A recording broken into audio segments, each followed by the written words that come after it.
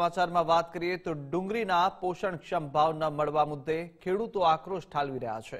ત્યારે વિવાદનો ઉકેલ લાવવા માટે કૃષિ મંત્રી રાઘવજી પટેલ અને સૌરાષ્ટ્ર એપીએમસીના અગ્રણીઓની એક બેઠક મળશે। સાંજે 4 કલાકે મળનારી બેઠકમાં ખેડૂતોને ડુંગળીના યોગ્ય ભાવ મળી રહે તે મુદ્દે ચર્ચા વિચારણા કરવામાં આવશે।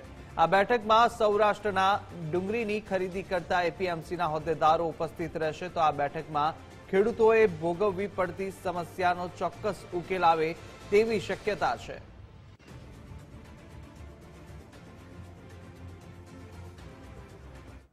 તો કેન્દ્ર સરકાર પર શક્તિસિંહ ગોહિલના પ્રહાર કે જ્યાં ડુંગળીની નિકાસ સહિતના મુદ્દાઓને લઈને નિશાન સાધતા કહ્યું કે નિકાસ પર પ્રતિબંધ લગાવતા ભાવ તળિયે ગયા છે।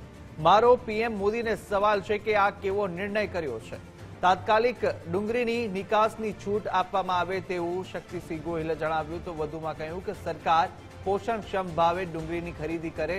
હાર્ટ એટેકથી મોતને ભેટનારાઓની સંખ્યા વધી છે અને કોરોનાની વેક્સિન લીધા પછી હાર્ટ એટેકથી મૃત્યુ વધ્યા હોવાનું પણ શક્તિસિંહ ગોહિલે કહ્યું। તો આ તરફ સરકાર શાહમૃગની જેમ નીતિ અપનાવી રહી હોવાનું શક્તિસિંહનું કહેવું છે।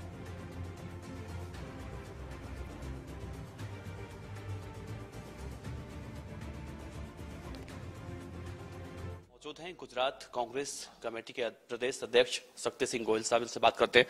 सर, जिस तरह से केंद्र सरकार ने प्याज के निर्यात पर रोक लगाई है, गुजरात के किसानों का विरोध प्रदर्शन देखने को मिल रहा है, आपका स्टैंड क्या है?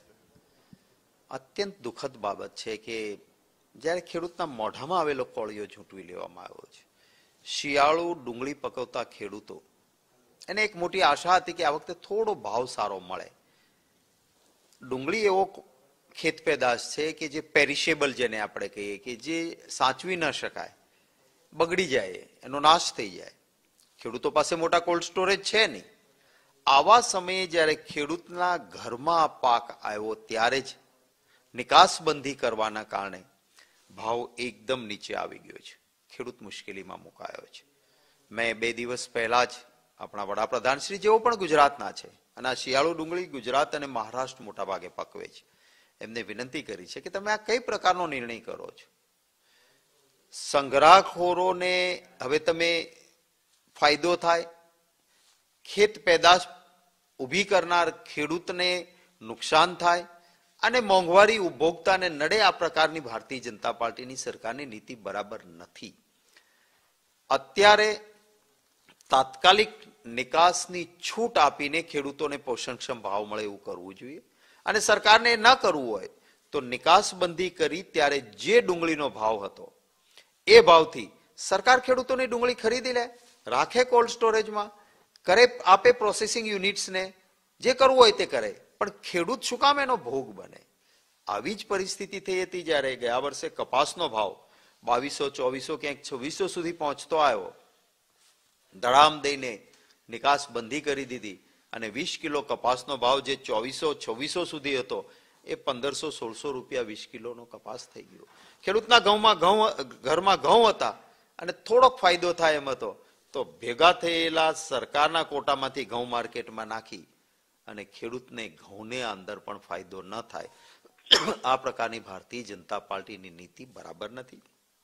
ખેત પેદાશ ખેડૂત સંગ્રહ કરી જ ના શકે, એને તો ખાતરના, બિયારણના પૈસા આપવાના હોય।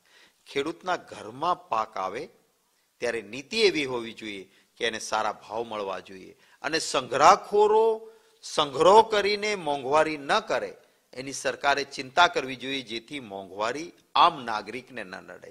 પણ આ સરકાર તો ઊંધું કરે છે। સંગ્રહખોરને ફાયદો થાય અને ખેડૂતના ઘરમાં ખેત પેદાશ આવે ત્યારે એનો ભાવ નીચે જાય, આ પ્રકારની નીતિ છે। પહેલા વચન તો એવું આપ્યું હતું કે બમણી ખેતીની આવક અમે કરી દઈશું, ખર્ચ બમણો થયો, ખેડૂતની આવક બમણી નથી થઈ। મુશ્કેલી છે। હું આશા રાખું છું ભારતીય જનતા પાર્ટીના ગુજરાતના નેતાઓને પણ કહીશ કે તમને ખોબે ને ધોબે ખેડૂતો સહિત ગુજરાતના લોકો આટલા વર્ષોથી સત્તાને મત આપ્યા છે, અમે તો વિરોધ પક્ષ તરીકે વાત કરીએ છીએ, પણ તમારી જવાબદારી છે कि तात्कालिक डुंगली पकवता खेडूतों ने न्याय करवो જોઈએ। गुजरात की गिनती उन राज्यों में होती है जो प्याज उत्पादन में देश में शायद दूसरे नंबर पर आता है। बड़ा प्रधान भी खुद वहीं से आते हैं, गुजरात से ही। तो क्या लगता है कि जिस तरह से ये कहा जा रहा है, किसानों की मांग है कि सरकार अगर रोक लगाई है तो सरकार खरीदे किसानों का, तो इस पर क्या विचार हो रहा है आप लोगों की तरफ से?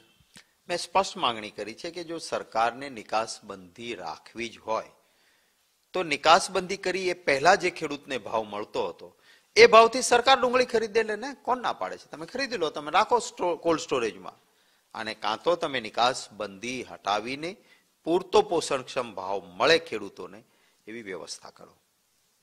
एक सवाल आपने आज शून्यकाल में उठाया, जो देश भर में, खासतौर से गुजरात में भी आपने उठाया कि हार्ट अटैक से मरने वालों की संख्या ज्यादा हो रही है और उनकी एज 25 से नीचे है.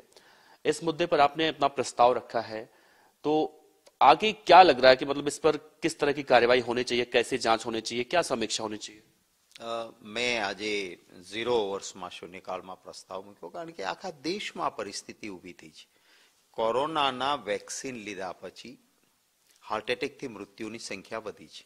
નિષ્ણાતોનું કહેવું છે કે ગામડાઓમાં જેણે કોરોનાના વેક્સિન નથી લીધા એનો દર અને કોરોનાના વેક્સિન લીધેલા શહેરી વિસ્તારના લોકોના મૃત્યુના દરને ધ્યાને લેતા એવું લાગે છે કે કોરોનાનું વેક્સિન જવાબદાર છે. ઓક્સફર્ડ યુનિવર્સિટી પાસે વિકસિત દેશોએ, વિકાસશીલ દેશોએ પોતાના દેશનો સ્ટડી કરાયો છે. ઓનલાઈન મૂકીને એમણે કહ્યું છે કે ભાઈ હા, આ વેક્સિનની આ અસર થાય, એના માટે તમારે આ આગોતરા પગલાં ભરવા જોઈએ. આપણે કહેવાય છે કે prevention is better than cure. તમે આગોતરું આયોજન એવું કરો કે માણસને તકલીફ આરોગ્યની ન થાય, પરંતુ સરકાર શાહમૃગ નીતિ અપનાવે છે, સાવ ખોટી વાત કરી રહી છે. ગુજરાતના એક મિનિસ્ટરે પોતે કહ્યું કે 6 મહિનામાં 1058 હાર્ટ એટેકથી મૃત્યુ થયા, અને એમાં 80% વ્યક્તિઓ 11 વર્ષથી લઈને 25 વર્ષ સુધીના હતા. શું પહેલા આવું ક્યાંય હતું? ક્યારેય નહોતું. શા માટે સરકાર લોકોના જીવન સાથે ચેડા કરે છે? ચોક્કસ પૂરો સર્વે થવો જોઈએ કે મૃત્યુ પામનારે કયું વેક્સિન લીધું હતું, એ વેક્સિન લેનારા અન્ય વ્યક્તિઓના આરોગ્યમાં શું ફેરફાર થયા છે, અને નિષ્ણાતોને બેસાડીને કે ભાઈ ચાલો આ વેક્સિનના કારણે મુશ્કેલી થાય છે તો બ્લડ થિનર આપો, લોહી પાતળું કરવાની દવા આપો, હાર્ટબીટ ધબકારા કંટ્રોલમાં રહે માટે બીટા બ્લોકર આપો, જો એનું કોલેસ્ટ્રોલ વધી જતું હોય તો કોલેસ્ટ્રોલ કંટ્રોલમાં રાખતી દવા આપો. આવું કંઈક શોધીને કારણ અને એનું નિવારણ બંને કરીને લોકોના જીવ બચાવવાની જવાબદારી સરકારની છે. પરંતુ ભારતીય જનતા પાર્ટીની સરકાર આંખ આડા કાન કરી રહી છે. મને દુઃખ છે, કારણ કે માણસનું જીવન એ અમૂલ્ય છે. માણસનું મૃત્યુ થાય ત્યારે પરિવારની કઈ હાલત થાય છે એની ચિંતા છે. એટલા માટે મેં પાર્લામેન્ટમાં આ મુદ્દો ઉઠાવ્યો છું. આશા રાખું છું કે સરકાર શાહમૃગ નીતિ ન રાખે અને લોકોના જાનમાલની ચિંતા કરે. इसी मुद्दे पर सरकार की तरफ से सीपीआर देने की ट्रेनिंग कराई जा रही है, कैसे देखते हैं इसी मुद्दे पर? सीपीआर એટલે શું છે? હાર્ટ એટેક આવી ગયા પછી પાછું કરવાનું? અરે ભાઈ, હાર્ટ એટેક આવે નહીં એના માટે તમે સંશોધન કરો ને. सीपीआर એ ઉકેલ નથી. વેક્સિન જો જવાબદાર હોય તો એ વેક્સિનથી થયેલી આડઅસરને ઓછી કરવા માટે કઈ દવા આપી શકાય, આનું સંશોધન નહીં થવું જોઈએ. सीपीआर એટલે કે તમને એટેક આવી ગયો અને હાર્ટ બંધ પડે છે ત્યારે દબાવીને કરીને પાછું ચાલુ કરવાનો પ્રયત્ન, એ બિલકુલ ફીફા ફાંડવાની વાત છે.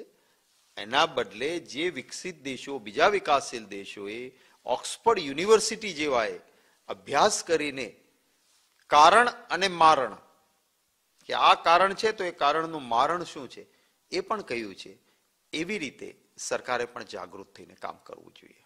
शुक्रिया सर समय देने के लिए. कैमरामैन गौरव सक्सेना के साथ देवनाथ पांडे, गुजरात फर्स्ट, दिल्ली.